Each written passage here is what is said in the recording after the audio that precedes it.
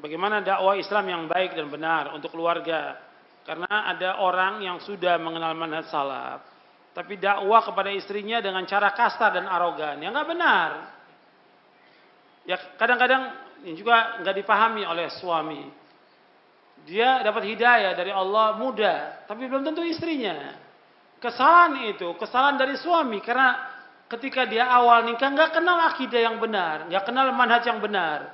Di perjalanan hidupnya, ketika dia sudah punya anak, bahkan ada yang sudah punya cucu, dia baru tahu. Yang hak ini Al-Quran Sunnah Al-Fahmi Salaf, dia ikut. Dia ingin paksakan istrinya seperti dia. Nggak bisa, dia yang bina istri ini sejak dulu ya mengikuti bid'ah. Dia yang bina, dan dia yang ngajak ke pengajian bid'ah. Sekarang setelah dia tahu manhaj ini, ya dia ajak dengan cara yang baik. Doakan dia agar dapat hidayah.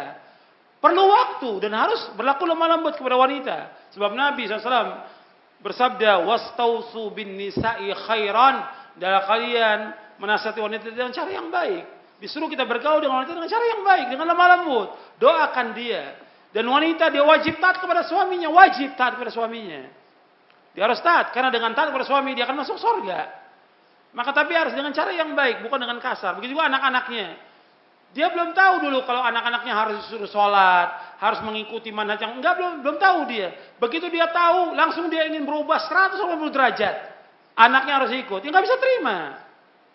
Dia harus jadi pemimpin, jadi imam bagi keluarganya, harus jadi contoh yang baik. Kemudian juga Allah berfirman, ya ayyuhalladzina amanu qu anfusakum wa ahlikum nara. Wahai orang beriman, jaga diri kamu dan keluarga kamu dari api neraka. Kita terus berusaha bagaimana mengajak dia siang dan malam agar dia paham tentang Al-Quran dan Sunnah ini. Tentunya perlu dibujuk. Diajak jalan-jalan, kemudian dibawa pengajian, diajak makan, diajak pengajian, dan terus seperti itu. Jadi nggak bisa dengan cara dia harus ikut. Kemudian dia nggak pernah membujuk dengan kasar, nggak boleh. Jadi Islam nggak pernah mengajarkan cara yang kasar atau arogan, nggak boleh. Memukul boleh, tapi kalau dia sudah melanggar syariat, melanggar syariat boleh dipukul. Sesuai dengan nas ayat Al-Quran dalam surah An-Nisa di ayat 34. Berikut adalah hadis Nabi, ketika anak 10 tahun nggak sholat, pukul. Kata Nabi, muru auladakum bis salati wa hum abna'u 7 sinin, wadribuhum 'alaiha wa hum abna'u 10 wa farriqu bainahum fil madaji. Kata Nabi, suruh anak kamu sholat ketika umur 7 tahun. 10 tahun nggak sholat, pukul dia.